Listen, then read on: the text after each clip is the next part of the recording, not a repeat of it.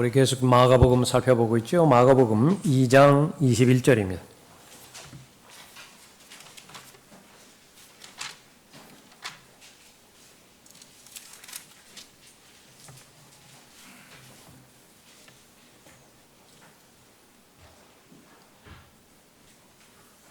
(21절) (22절) 두 구절을 받들어 읽겠습니다.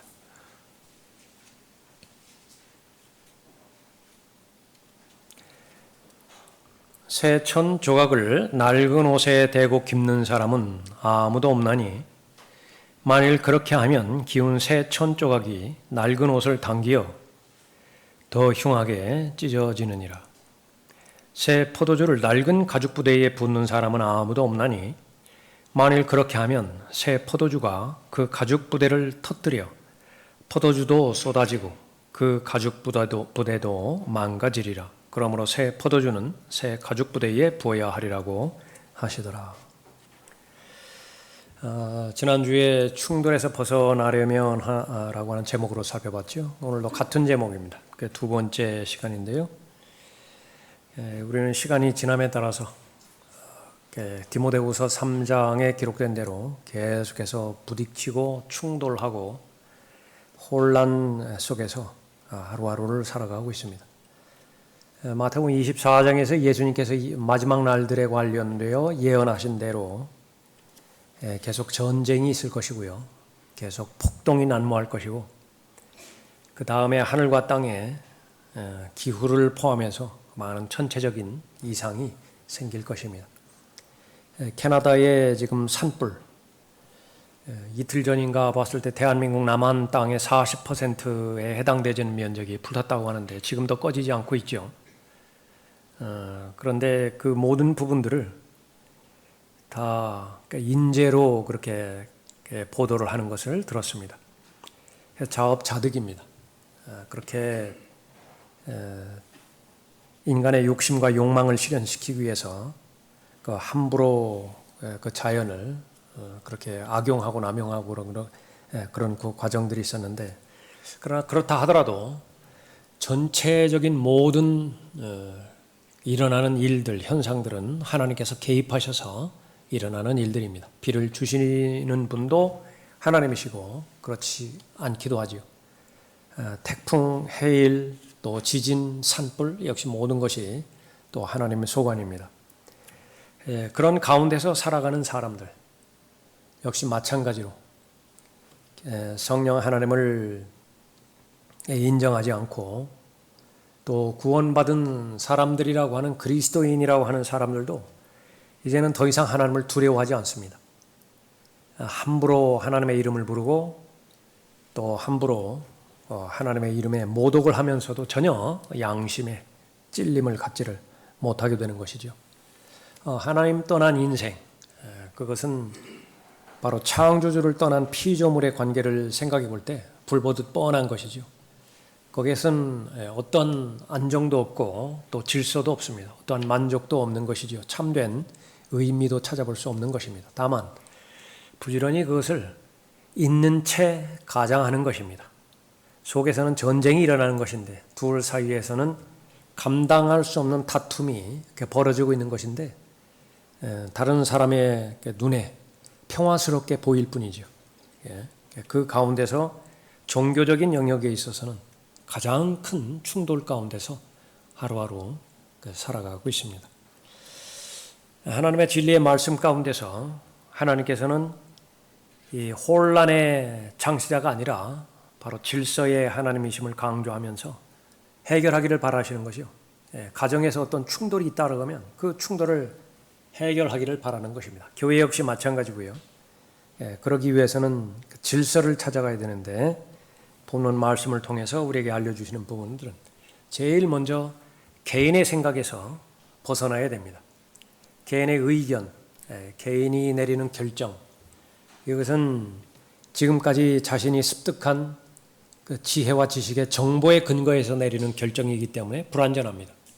지금까지 자기가 경험적으로 알았던 체험의 근거에서 내리는 결정이기 때문에 불확실하죠.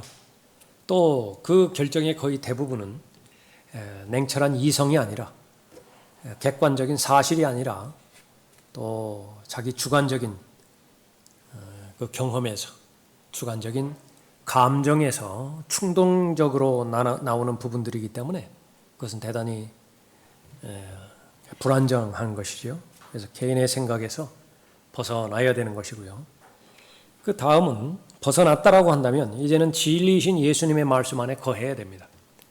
진리 자체이신 예수 그리스도와 동행하고 예수님의 말씀에 순종할 때에 그 말씀의 약속에 의한 보장이 있습니다.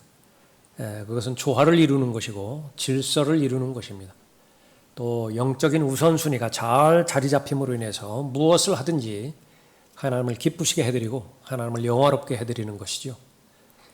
오늘 살펴볼 마지막 세 번째, 예수 그리스도께서 계시해 주시는 그 계시를 받아들여야 됩니다. 예수 그리스도의 계시를 받아들여야 되는 것이죠. 그래서 21절, 22절 이 두 부분을 통해서 두 가지 예화를 말씀해 주시는데, 하나는 옷에 관련된 부분이고요.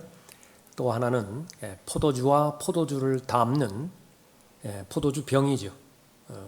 오늘날로 말하면 포도주 가죽 부대의 예화를 통해서 말씀하고 있는 것입니다. 결론은 무엇이냐 그러면 예수님께서 오신 목적은 유대교를 전파하기 위해서 오신 것이 아니라 바로 하나님의 생명 자체이신 영생을 주시기 위해서 오신 것이라고 말씀하십니다. 그래서 유대교의 확장 가운데서 예수 그리스도를 믿는 것, 그것은 의미가 없는 것이고 모든 것이 새롭게 되어진 그리스도 안에 있는 새로운 피조물로서의 새로운 삶을 살게 하기 위해서, 다시 말하면 은혜와 진리로 충만한 상태에서 오신 예수님은 새로운 경륜을 위해서 이 땅에 오셨다라고 하는 사실을 계시해 주시는 것입니다.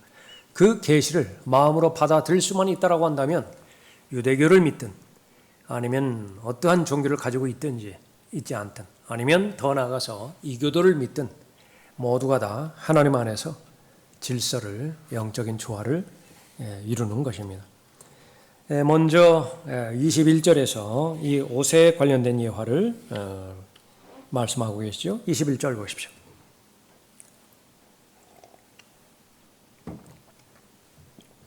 새 천 조각을 낡은 옷에 대고 깁는 사람은 아무도 없나니 만일 그렇게 하면 기운 새 천 조각이 낡은 옷을 당기어 더 흉하게 찢어지느니라.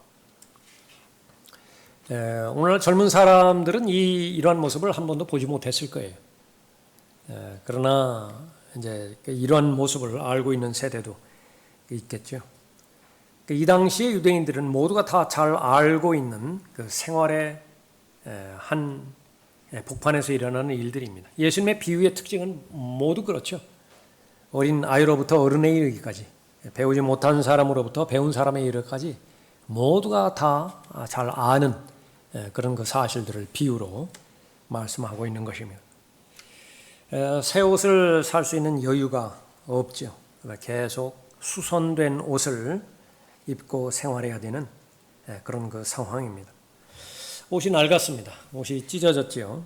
그런데 그것을 깁기 위해서 새 옷감을 거기에다가 덧입혀서 기워버리면 둘의 수축력이 다르기 때문에 그 옷이 젖었다가 다시 말라지게 되었을 때, 마르게 되었을 때 새 옷감은, 새 천은 이 신축력이 좋기 때문에 잘 줄어들고 또 잘 늘어나죠. 그런 경우에 거기에 붙여져 있는 약한 옷감, 본래의 옷감이죠. 그것은 찢어지게 되어지는 것입니다. 찢어지면 구멍은 더 커질 것이죠. 그래서 둘 다 버리는 것입니다. 새 옷감도 버리게 되는 것이고 오래된 옷, 그것도 손해를 보게 되어지는 것입니다. 오래된 것과 옛 것과 새로운 것, 그것은 혼합될 수 없다라고 하는 영적인 원리를 계시를 통해서 알려주는 것입니다. 유대교라고 하는 의식, 유대교라고 하는 종교, 그것이 바로 예수 그리스도로 말미암아서 시작되는 참된 기독교 신앙, 그것을 담을 수 없다라고 하는 사실을 아는 것입니다. 그런데 구원받은 사람이라 하더라도 이 진리가 정착되기 전까지는 둘 사이를 혼합시켜 버리고 많은 시도들이 있었던 것을 볼 수 있습니다. 유대주의자라고 부르는 그런 그 사람들이었죠. 예수 그리스도를 믿음으로 인해서 구원이 이루어지는 것은 받아들여지는 것인데, 그러나 그 구원은 예수 그리스도를 믿는 것만으로는 부족하고 율법을 지켜야만 가능하다고 가르쳤던 것입니다. 또 하나의 부류는 구원 자체는 예수 그리스도를 믿음으로 인해서 완성되는 것이지만 그 구원이 유지되기 위해서는 안식일을 지킨다든지 아니면은 먹어야 될 음식, 먹지 못해야 될 음식, 그 부분들을 구분을 한다든지 그렇게 해서 율법을 지키는 유대교의 연장선상에서 구원이 유지된다고 그렇게 가르쳤던 것입니다. 사도행전 15장 1절에 보면 유대에서 내려온 어떤 사람들이 형제들을 가르치며 말하기를 너희가 모세의 율례에 따라 할례 받지 않으면 구원을 받을 수 없노라고 하더라. 이 문제가 아주 대단히 큰 문제였습니다. 그래서 초대교회의 영적인 지도자들 이 문제에 단호하게 잘 대처를 했고요. 그리고 명확한 지침을 주었습니다. 그러나 시간이 상당히 많이 흘렀죠. 사도행전 15장에서 해결되었으니까 그런 것입니다. 그러나 우리는 다 불결한 것 같고 우리의 모든 의의는 더러운 걸레 같으며 또 우리는 다 잎사귀처럼 시들며 우리의 죄악들은 바람처럼 우리를 옮겨갔나이다. 이사야 64장 6절 말씀인데, 이것은 여기에서 이 더러운 걸레에 해당되어지는 것은 자기 의를 상징하고 있죠. 열심히 종교 행위를 하면 또 지키라고 제시한 모든 종교 의식을 최선을 다해서 지키면 그것이 하나님께 받아들여질 것이라고, 자신의 삶이 깨끗해질 것이라고 그렇게 믿었던 것입니다. 그러나 하나님의 말씀은 불가능하다고 간단하게 결론을 내리죠. 우리는 다 불결한 것 같고 우리의 모든 의는 더러운 걸레 같다. 옷에 관련돼서 우리 스스로 만들어 입은 옷, 그것은 더러운 걸레와 같다 그렇게 말합니다. 그 자기 의는 곧 시들어버릴 것이고 또 그 옷이 이루어진 죄악들로 이루어진 옷이지요. 그것은 바로 하나님의 징계와 심판을 받을 것이라고 말씀하고 있습니다. 예수님께서 오신 목적은 옷을 주시기 위해서 오셨어요. 예수 그리스도라고 하는 의의 옷을 주기 위해서 이 땅에 오신 것이죠. 첫 번째 옷이고요. 그 옷을 입은 모든 사람은 이제 스스로의 옷을 만들 수 있는 능력이 있죠. 바로 성도들의 의입니다. 하나님의 말씀에 순종함으로 인해서 자신의 옷을 잘 만들어 입을 수 있게 되어지는 것입니다. 이 마가복음에서 신약적 구원의 메시지, 신약적 구원의 내용이 내포되어 있는 제일 첫 번째 예가 바로 본문입니다. 21절에 해당되는 본문입니다. 그것은 구원받기 위해서는 새로운 본성이 필요하다라고 하는 그 사실을 알려주는 것이죠. 니코데모를 만났을 때에 예수님께서 말씀해 주신 계시의 말씀이기도 합니다. 그것은 두 번째 출생을 해야 되고요. 그것은 새로운 출생이라고 말씀하시고 그건 거듭남입니다. 어떤 누구도 두 번 출생하지 않으면, 새로운 출생을 경험하지 않으면, 거듭나지 않으면 하나님의 나라에 들어갈 수 없다라고 말씀하고 있습니다. 이 본문의 말씀에서, 본문의 설명에서 언급하고 있는 것처럼 두 가지 본성이 있는데 새로운 본성이 있고 또 옛 본성이 있죠. 새로운 본성과 옛 본성은 결코 접붙여질 수 없다라고 하는 사실입니다. 옛 본성을 개조해서, 옛 본성을 다듬어서, 옛 본성을 개혁해서 새 본성으로 만들 수 없다라고 그렇게 말씀하고 있는 것이죠. 이 부분은 거의 대부분의 사람들이 알지를 못합니다. 교리적으로 우리는 명확하게 잘 알 수 있죠. 성령께서 구원받은 하나님의 자녀들 안에서 제일 먼저 행하는 일, 그것은 육신의 죄들의 몸, 또 그 사람의 혼, 구원받기 전에는 둘이 들러붙어 있었는데 그 둘을 나누는 것입니다. 하나님의 말씀으로 나누는 것이죠. 영적 할례에 의해서 나누어지게 되어지는 것이죠. 또한 너희가 그의 손에서 그의 안에서 손으로 하지 아니한 할례를 받았으니, 그래서 손으로 한 할례, 이것은 분리를 말하는 것이다. 예, 그러니까 무엇을 분리시키는 것이냐? 예, 포피를 분리시키는 것이죠. 생식기의 포피를 분리시키는 행위가 손으로 하는 할례예요. 아브라함에게 명령하신 할례입니다. 근데 그것에 대한 실체는 무엇이냐 그러면 바로 육신의 죄들의 몸이라고 하는 한 대상과 혼이라고 하는 대상, 그것이 처음에는 둘러붙었었는데 그것을 분리시키는 것이죠. 나누는 것입니다. 그것이 바로 영적 할례이고 그리스도의 할례예요. 언제 일어나는 것인가? 바로 예수님 마음으로 믿을 때, 영접할 때 일어나는 것입니다. 손으로 하지 아니한 할례를 받았으니 곧 그리스도의 할례로 육신의 죄들의 몸을 벗어버린 것이라. 그리스도의 할례의 정의는 무엇이냐? 골로새서 2장 11절에서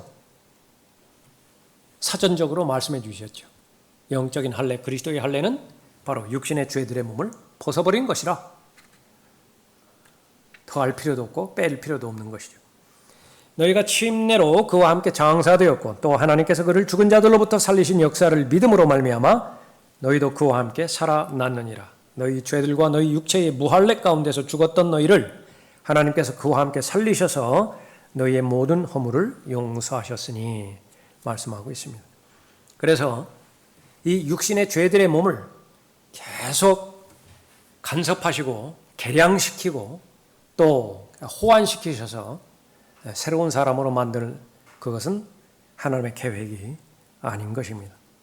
이 사실을 조금 더 구체적으로 살펴볼 때에 예수님이 오시기 전에 예수님의 오심으로 인해서 새로운 세대가 열렸는데 예수님이 오시기 전에는 몸의 상태가 혼이 몸에 붙어 있었던 것입니다. 혼이 몸에 붙어 있었기 때문에 몸으로 행한 모든 것들은 자동적으로 혼에 영향을 끼치게 되어 있습니다. 좋은 것을 먹습니까? 그러면 혼에 좋은 영향을 끼쳐요. 나쁜 것을 먹어요? 그러면 혼에 나쁜 영향을 미칩니다. 육신이 무엇을 만졌는데 그 만지는 대상이 더러운 것이에요? 그럼 혼도 더럽게 되어지는 것입니다. 그 만지는 대상이 거룩한 대상입니까? 그렇게 된다면 혼도 거룩해지는 거예요. 그러니까 자동적으로 영향을 미치는 것이 혼과 몸의 관계인 것입니다. 그래서 레위기에 아주 구체적으로 무엇을 먹어야 되고 먹지 말아야 되고 무엇을 만져도 되고 무엇을 만져서는 안 되고 그 부분이 상세하게 나와 있습니다. 레위기 5장 2절에서 또한 어떤 사람이 불결한 짐승의 시체나 불결한 가축의 시체나 불결한 기어다니는 것들의 시체나 어떤 불결한 것을 만지고 그것이 그로부터 감추어져 있을지라도 그는 불결하게 되면 죄가 되느니라. 그러니까 불결하다라고 말씀하셨을 때 그걸 만지면 안 돼요. 만지는 것은 육체가 만지는 것이지만 그 육체가 만졌을 때의 동시에 혼과 결합되었기 때문에 혼이 몸에 들러붙었기 때문에 혼도 더러워지는 것입니다. 만일 그의 화목제물의 희생제물의 고기를 3일째에 조금이라도 먹으면 그 제사는 받아들여지지 않을 것이며 그것을 드린 자가 인정되지도 아니하리라. 그것은 가증함이 될 것이요 그것을 먹는 혼이 자기 죄악을 담당할 것이니라. 레위기 7장 18절의 말씀이고요. 그러나 어떤 사람이 자기 안에 불결함이 있는데 주께 속한 화목제의 희생제물의 고기를 먹으면 그 사람은 자기 백성에게서 끊어질 것이요 또한 어떤 불결한 것, 곧 사람의 불결함이나 어떤 불결한 짐승이나 어떤 가증하고 불결한 것을 만진 사람이 주께 속한 화목제의 희생제물의 고기를 먹으면 그 사람도 자기 백성에게서 끊어지리라 하시니라. 그래서 모든 먹는 것과 모든 만져야 되는 것, 그것은 혼에 직접적으로 영향을 미치기 때문에 하나님의 말씀대로 그대로 행해야 되어지는 것이죠. 이 교리 결코 신약 성도에게는 적용되지 않습니다. 구약의 교리이지만은 결코 신약 성도에게는 적용되지 않는다. 심지어는 우상에게 바쳐졌던 음식이라 하더라도 하나님께서 주시는 자유함 가운데서 먹는다라고 한다면 그것이 좋은 영향으로 되는 거예요. 저주의 대상이었던 그 더러운 음식이 적용되지 않는 것입니다. 그것이 바로 요한복음 8장에서 말씀하시는 참된 자유예요. 예수님은 자유를 주시기 위해서 이 땅에 오신 분이십니다. 은혜와 진리가 충만하셨던 분이죠. 그러므로 만일 아들이 너희를 자유롭게 하면 참으로 너희가 자유롭게 되리라. 율법을 폐하기 위해서 오시지 않았죠. 오히려 율법을 완성하기 위해서 오셨습니다. 마침내 다 이루었다 말씀하셨을 때에 율법의 모든 부분들을 다 이루셨습니다. 그 결과 하나님께서 의롭다고 선언하셨어요. 하나님 보시기에 의로우신 분은 예수님 한 분이십니다. 그 예수님이 모든 율법을 지키는 행위로서 이루어진 행위에 의한 의를 이제는 선물의 형태로 나누어 주시죠. 하나님의 은혜 가운데서 선물로 모든 사람에게 나누어 주십니다.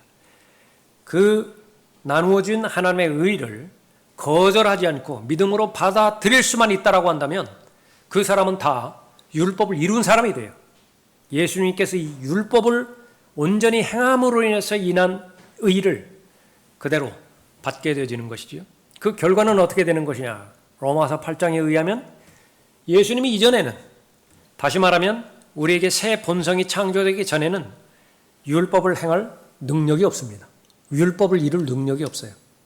그러나 예수님의 새로운 능력이 하나님의 자녀에게 역사할 때에 이제는 예수님의 능력으로 율법을 모두 이룰 수 있는 능력이 생긴 것입니다.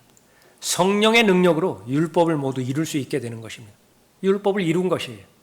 그것이 바로 예수 그리스도 안에서 자유롭게 된 모든 사람입니다.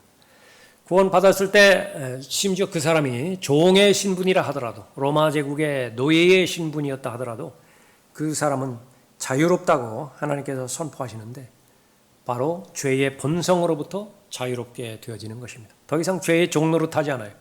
죄에게 노예로 살아가지 않는 것입니다. 그러나 이제는 너희가 죄로부터 자유롭게 되고 하나님의 종이 되어 거룩함에 이르는 열매를 얻었으니 그 끝은 영생이니라.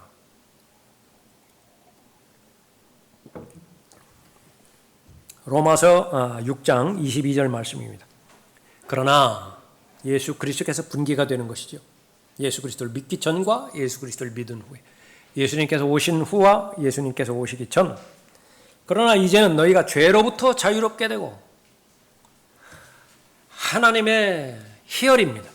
하나님의 기쁨의 선고예요. 어떠한 황제라 하더라도, 어떠한 부자라 하더라도, 얼마만큼 오래 살았다 하더라도 한 사람도 죄로부터 자유롭게 이 세상을 살다 간 사람은 없어요. 그러니까 그것을 계속 기다립니다. 누가 죄로부터 자유로운 삶을 살 것인가? 없어요. 단 한 사람도 없어요. 마침내 나타나게 되었는데 그 근거는 예수 그리스도의 보혈의 근거입니다. 다 이루었다 말씀하셨을 때에 죄의 죄 문제로 인해서 치러야 되는 죄의 채무, 그것을 다 갚아버렸죠. 자유롭게 되었어요. 그 지긋지긋한 이 채권자들부터의 독촉, 밤잠 이루지 못했던 그로부터 완전히 자유롭게 되온 것입니다. 그런데 문제는 이 하나님의 관점에 여러분도 똑같은 관점을 갖기를 바라는 것이죠. 하나님의 관점은 죄로부터 자유롭게 되어지는 것인데 그렇게 되어진다고 한다면 하나님의 종이 되어서, 다시 말하면 하나님으로부터 쓰임받는 사람이 되어서 몸과 영을 통해서 하나님을 기쁘시게 해드리고 하나님을 영화롭게 해드리는 것인데 그것이 거룩함에 이르는 열매라고 말씀하셨어요. 그것이 바로 그리스도 안에 있는 새로운 피조물의 정체성인데 별 관심이 없어요. 그거는 관심이 없고 좀 사람들로부터 억압이 되었다 하더라도 내 욕망이 실현되었으면 좋겠다. 자, 많은 욕심들이 있을 거 아니겠어요. 돈에 대한 욕심도 있을 것이고 세상 권세에 대한, 아니면 출세, 아니면 자신의 결혼, 아니면 자신의 진로, 여러 가지 있을 거 아니겠어요. 육신의 정욕, 안목의 정욕, 생의 자랑, 그것이 이루어졌으면 좋겠다. 내가 어디에 억압이 되었다 하더라도. 그것이 바로 예수님으로부터 예수님께서 주시는 자유를 만끽하지 못하는 사람인 것입니다. 이는 그리스도 예수 안에 있는 생명의 성령의 법이 죄와 사망의 법에서 나를 해방시켰기 때문이라. 전혀 다른 영역이에요. 그런데 자꾸 이것을 기우려고 하는 것입니다. 새 천을 옛 옷감에다 기우려고 하는 것입니다. 같이 공존하려고 하는 것입니다. 그래서 끊임없이 포기하지 않는 것은 자신의 육신을 포기하지 않습니다. 아주 끈질긴 욕망이에요. 이거는 들림받아 올라갈 그때까지 계속되어지는 것인데 성경에서 경고합니다. 육신의 본성에 대해서. 아무리 믿음 좋은 사람이라 하더라도요, 나이를 먹어가면서 육신은 더 강해져요. 이것을 반드시 인정해야 됩니다. 나이를 먹어가잖아요. 겉사람이요, 계속해서 나이를 먹어가잖아요. 그러면 계속 썩어져 가요. 계속 쇠퇴해요. 그대로 정체되어 있는 거 아니에요. 그럼 그것은 뭐냐면 하나님에 대한 완고한 고집을 말하는 것이거든요. 하나님에 대한 완고한 반항을 말하는 거예요. 그러면 그것은 똑같은 말로 자기를 그만큼 더 신뢰한다는 말입니다. 세월이 지나가면서 자기를 더 견고하게 신뢰하고 자기를 더 믿어요. 그래서 역설적으로 믿음이 좋은 사람은 어린 아이와 같은 믿음을 소유한 자라고 말씀하는 거예요. 그래서 우리의 과제가 무엇이냐면 시간이 지나면 지날수록 조지 뮬러가 기도했던 것처럼 주님, 나이를 먹어가면서 하나님 앞에서 고집스러운 노인네가 되지 않게 해주십시오. 그 기도의 사람이 자신을 위한 기도의 제목이에요. 나이 먹어가면서 아주 고집센 노인네가 되지 않게 해주십시오. 자기가 사람들 만나고 나서 혼자 있을 때 몇 시간 전에 돌이켜보면 바로 그 장본인이 본인이었다는 얘기거든요. 그러니까 그것을 반드시 기억할 수 있어야 됩니다. 또 하나는 시간이 지나면 지날수록 이 옛사람에 대한 성경적 교리는요, 내가 계속해서 주장하지 않는다라고 한다면 또 이 본성이 옛 본성 쪽으로 그대로 흘러버리는 것입니다. 사랑 안에서 진리를 말하기 위해서는 열심히 배우고 열심히 노력해야 됩니다. 열심히 애써야 돼요. 그것은 저절로 되는 것은 아닙니다. 그러나 거짓말을 진실처럼 말하기 위해서는요, 무슨 배울 필요 없어요. 그냥 본성이 행하는 대로 그냥 놔두면은요, 그냥 거짓말쟁이가 되는 것이에요. 형제를 미워하는 자가 바로 살인자라고 시작한 부분부터 증오심을 어떻게 키울 수 있는 것이냐, 적개심을 어떻게 발전시킬 수 있는 것이냐, 이거 뭐 세세하게 돈 들여서 연구할 필요 없습니다. 그냥 본성이 이끄는 대로, 본성이 나아가는 대로 방치시키면 그대로 되는 것이에요.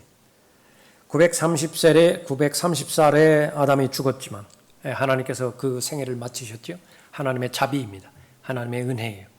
계속 놔두어서 영원토록 살게 했다라고 한다면, 생명나무를 허락해서 영원토록 살게 했다고 한다면 제2의 루시퍼, 제3의 루시퍼, 제4의 루시퍼, 수많은 루시퍼들이 이 지구를 가득 채우고 있을 거예요. 수많은 마귀들이 가득 채우고 있을 것입니다. 죄와 사망, 교리적으로는 절대로 그리스도인을 주관하지 못합니다. 이미 끝났어요. 갈보리 십자가에서는. 그리스도께서 죽은 자들로부터 일으켜지셔서 다시는 죽지 아니하시고 사망이 더 이상 그를 주관하지 못하는 줄 우리가 아노라. 끝났어요. 이건 교리예요. 교리. 하나님의 신학입니다. 죄가 너희를 주관하지 못하리니 이는 너희가 율법 아래 있지 아니하고 은혜 아래 있기 때문이라. 죄가 너희를 주관하지 못해요. 어떤 영향력도 없어요. 그런데 왜 죄의 주관 아래 들어가는 것이냐? 왜 죄의 굴림 가운데 있어서 죄의 종로로 타는 것이냐? 실행하지 못하기 때문에 그렇습니다. 그래서 이 교리적으로 이루어진 진리, 진실이 나의 것이 되기 위해서는 매일매일마다 나의 몸을 하나님께 바쳐야 됩니다. 드려야 되는 것입니다. 굴복시켜야 되는 거예요. 그 하나님의 말씀에 순종하기만 한다고 한다면 이제 하나님의 교리의 진리대로 죄가 나를 주관하지 못해요. 율법 아래 있지 못하기 때문에. 그러나 예수님이 오시기 전에 십자가에서 희생을 치러주시기 전에는 아무리 내가 내 몸을 하나님께 바친다 하더라도 죄로부터 자유로울 수 없어요. 그건 불가능합니다. 그것이 바로 예수님께서 옷에 대해서 비유로 예화로 말씀해 주는 것입니다. 두 번째는 가죽부대의 예화죠. 22절 보십시오. 새 포도주를 낡은 가죽부대에 붓는 사람은 아무도 없나니 만일 그렇게 하면 새 포도주가 그 가죽부대를 터뜨려 포도주도 쏟아지고 그 가죽 부대도 망가지리라. 새 천 조각 그 부분도 둘 다 망하는 거예요. 두 번째 예화도 둘 다 망해요. 포도주도 못 쓰게 되는 것이고 가죽 부대도 터져버리는 것이죠. 쓰지 못하게 만드는 것입니다. 그러므로 새 포도주는 새 가죽 부대에 부어야 하리라고 하시더라. 이 부분도 마찬가지죠.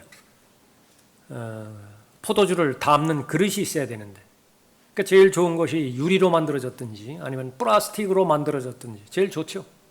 오늘날의 그 술병들입니다. 음료수 병이죠. 이 시대에는 그것이 없어요. 그러니까 제일 만들기 쉽고 또 장기간 보관 가능한 것이 짐승 가죽입니다. 예를 들어서 양을 잡죠. 양을 잡으면 그 목을 베고요. 또 다리를 그렇게 베입니다. 그래서 그 가죽을 벗기면은 다리에 해당되지는 부분들은 이제 묶으면 되는 것이고요. 목에 해당되지는 부분은 그 지름이 더 넓죠. 다리보다. 그 부분은 이제 뭐라요 이렇게 술 주둥이가 되는 거죠. 그쪽으로 돼서 그렇게 쓰는 것이면 그 안에다가 이제 포도주를 넣어서 용기로 사용하게 되어지는 것입니다. 포도주는 그 안에 들어가게 되면 이제 발효하게 되어지죠. 그러니까 내부에서 팽창할 수밖에 없는 것입니다. 그래서 처음에는 그것을 감당하지만은요, 이제 그것이 더 이상 발효되지 않을 때에는 유지가 되지만은 거기에 만약에 새 포도주를 그렇게 넣었다. 새 포도주는 계속 팽창할 거 아니겠어요? 발효의 과정을 통해서. 그러면 결국은 터져버리게 되어지는 것입니다. 그래서 새 포도주를 담을 수 있는 가장 적절한 용기는 새 그릇이어야 된다. 그것을 말씀하고 있는 그 부분입니다. 본문에서 나오는 새 포도주 두 가지로 예표를 할 수 있는 것인데 그 하나는 예수 그리스도의 보혈입니다. 새 포도주는 예수 그리스도의 보혈을 나타내는 그림이에요. 마태복음 26장 28절에서 이는 이것이 죄들을 사하심으로 인하여 많은 사람을 위해 흘리는 나의 새 언약의 피이기 때문이라.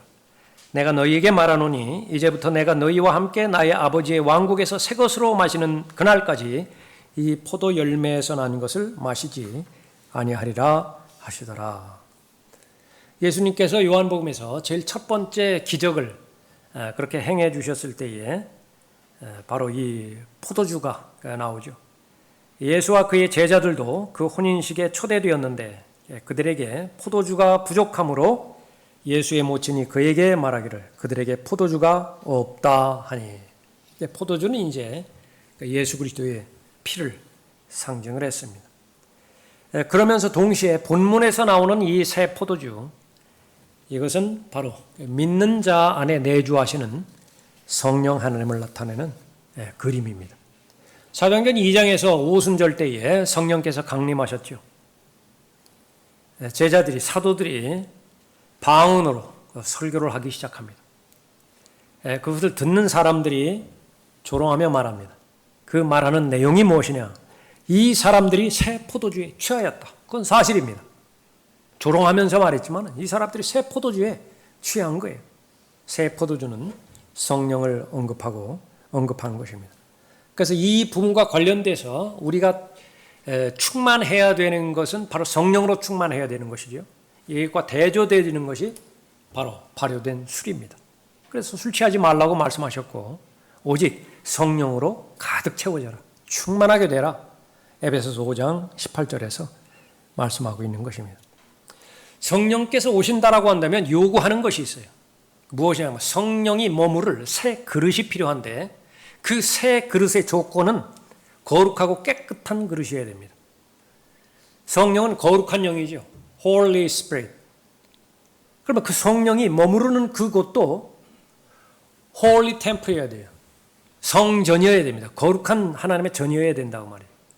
그러나 육신은 무엇으로만 이루어졌느냐 하면 죄들로만 이루어졌어요. 육신의 구성 요소는 죄들로만 이루어졌다. 그 안에 성령께서 거하실 수가 없습니다. 그건 불가능하다.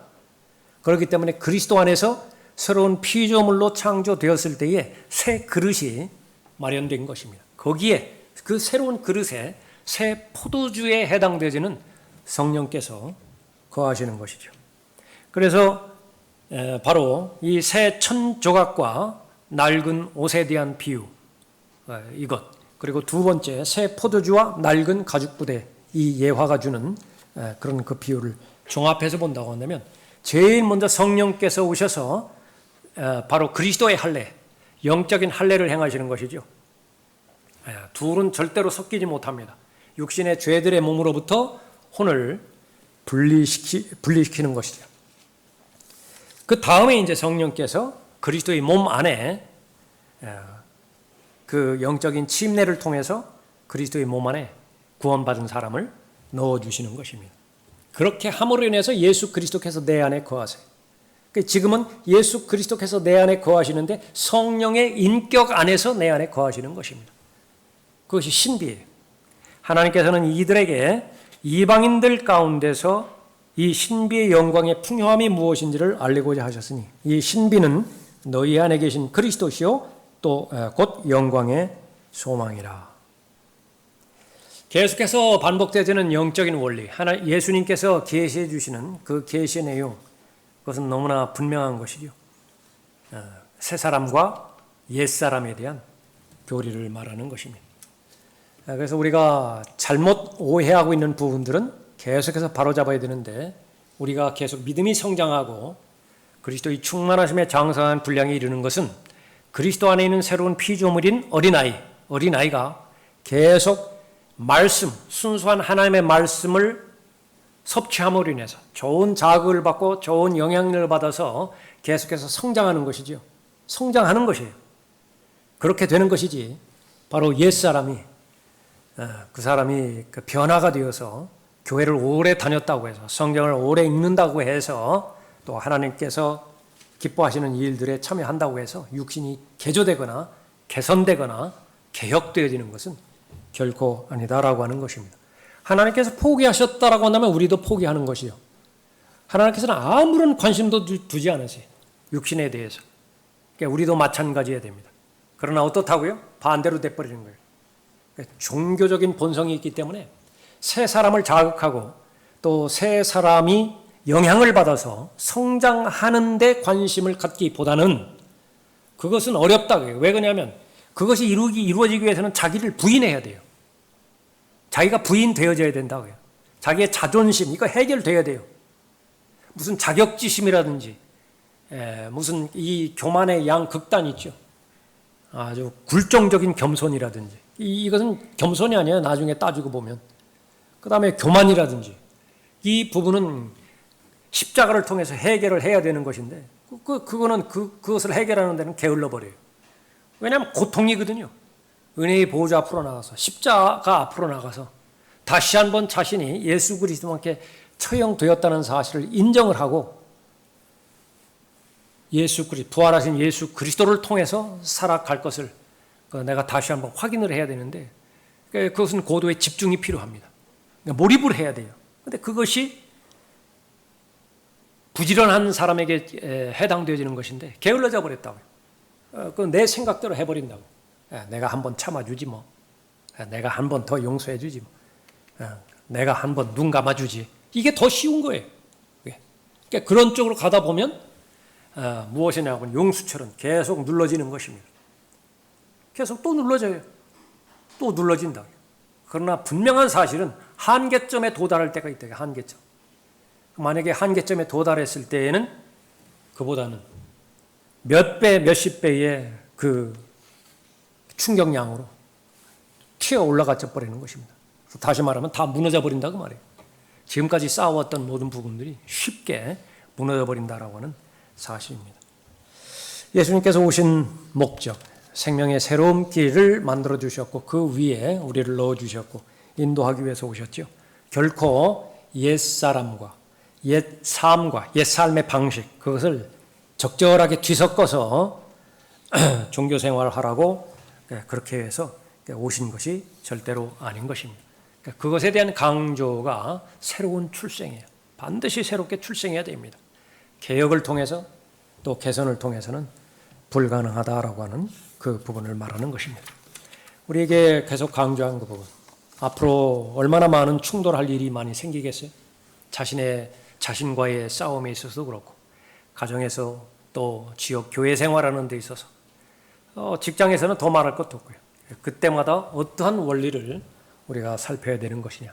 이것이 모두가 근거가 내 개인 생각에서 비롯된 것인가. 그렇게 된다면 그것은 내 생각일 뿐이에요. 한 걸음 뒤로 물러나와서 객관화시킬 필요가 있는 것입니다. 두 번째로는 해결할 의욕이 있는 것인가. 그러면 예수님의 진리밖에 없다. 예수님의 진리와 동행할 때 해결할 실마리가 생기죠. 그럼 어떠한 예수님의 진리와 동행할 것이냐. 그것을 찾아내야 돼요. 나에게 가장 필요로 한, 가장 적합하게 이 증상에 맞는 약이 무엇인가. 그것을 찾아내서 거기 투입을 시켜야 될 거 아니겠어요. 거기에 가장 적합하게 그것을 찾아내야 되는 것이죠. 예수님은 정확하게 찾아냈습니다. 신명기에서 세 곳에서 정확하게 찾아냈어요. 기록되기를. 이렇게. 우리도 마찬가지죠. 하나님의 말씀을 열심히 공부하고 열심히 듣고 묵상하는 그 이유.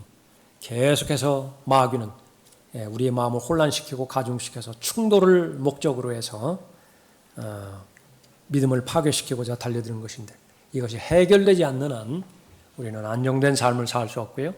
또 성령 안에서 의와 화평과 기쁨으로 대표되지는 성령의 열매를 맺을 수가 없는 것입니다. 그렇게 어려울 때마다 더욱더 하나님의 말씀에 더 깊이 다가가시고 말씀을 통해서 계시해 주신 하나님의 말씀, 거기에 천착함으로 인해서 어떠한 혼란이라 하더라도, 어떠한 충돌이라 하더라도 하나님의 말씀의 능력으로, 예수님의 능력으로 다 해결되는 여러분이 되시기 바랍니다. 다 같이 일어나셔서 479장 찬송하겠습니다.